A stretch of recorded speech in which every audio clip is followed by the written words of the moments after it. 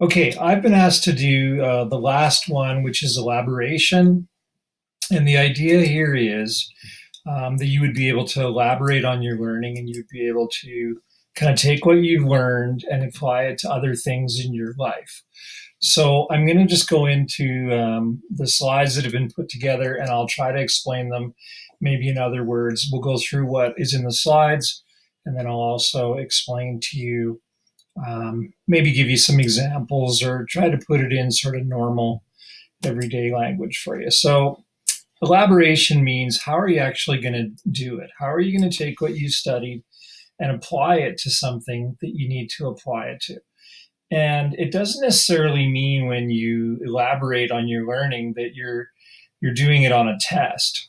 A lot of the things that you learn, you need to be able to apply them in real everyday situations. So maybe you learn a math concept and you're having to apply it when you buy something and maybe figure out the tax. Or you learn another math concept and you're in your garage and you're trying to put something together and build something, and you might have to figure out the different dimensions of something. So, this is what elaboration is all about. How am I going to apply what I've learned? Um, so, let's just talk about what it says in the slide. How can you build on what you've learned? How can you take it to the next level? And this might be the creativity piece. So, a person who is learning about science learns a bunch of the stuff in the classroom and then says to themselves one day when they're doing something, how can I apply that idea that I learned in science to something I'm doing today? And maybe this is what leads to creative thinking in science and innovation. So, a person who is a scientist obviously has been through a lot of scientific learning, a lot of schooling, but then they say, well, hold on a sec, I've got a new thing that I want to take all of my learning for all those years and I want to apply this to this new challenge or a new problem that I'm looking at. And how can I look at this maybe a little differently and maybe solve a problem, like solving a disease or something? Like currently, we're looking at how do we get a vaccine for something like coronavirus. A lot of the scientists are taking what they know and applying it to a new problem. Okay, so it says here challenge yourself to think why an idea or a concept might be important, where or in what situations or in what tasks, for whom, and how might it be applied.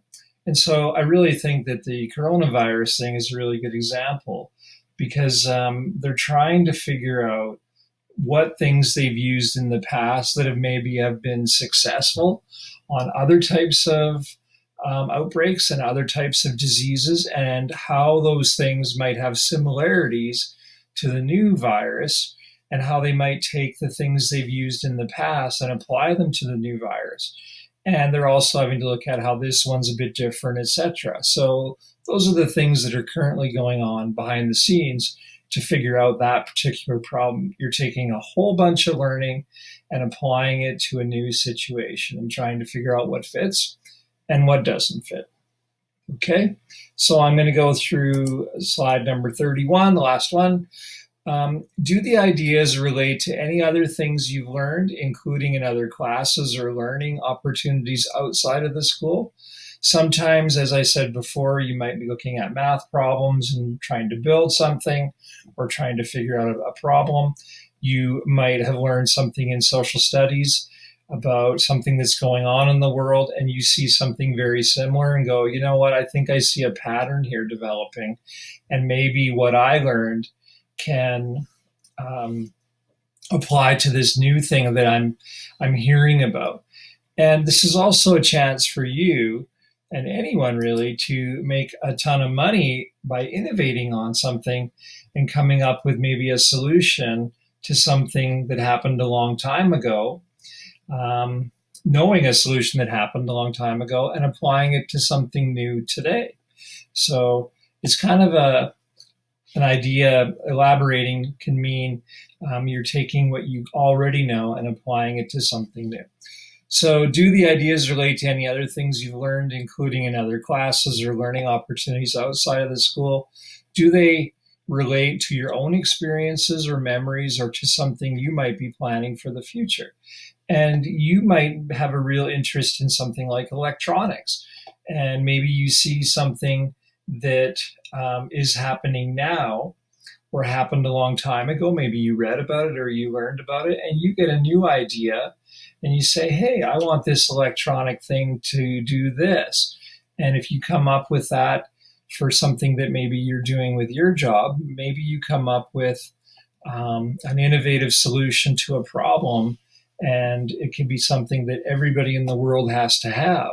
So it can be a really practical thing.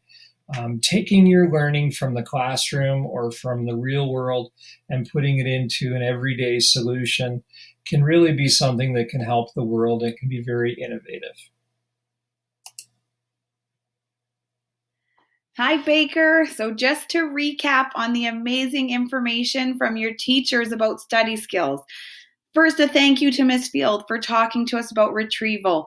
Very important to do that brain drain and put everything down that you know, and then check back to your notes and to your lessons, your textbooks, whatever resources you want to see how you're doing. Great way to see what's sticking. Thanks to Miss Halayan for talking to us about Ebbinghouse's forgetting curve. You need to review regularly to forget less overall. Thanks to Ms. Stefanich for talking to us about dual coding, matching the picture that we have to the text that we're reading and creating a mental visual for that. Great advice. Thanks to Ms.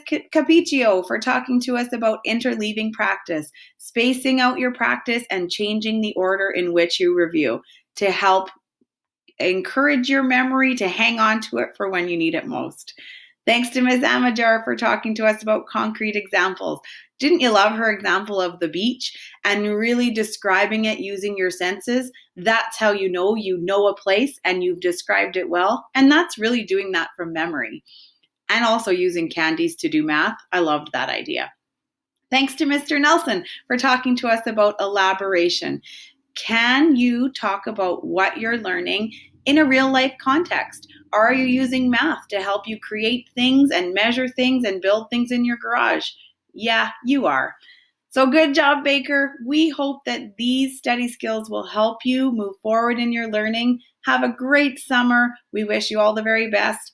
We hope these study skills will help to make it stick.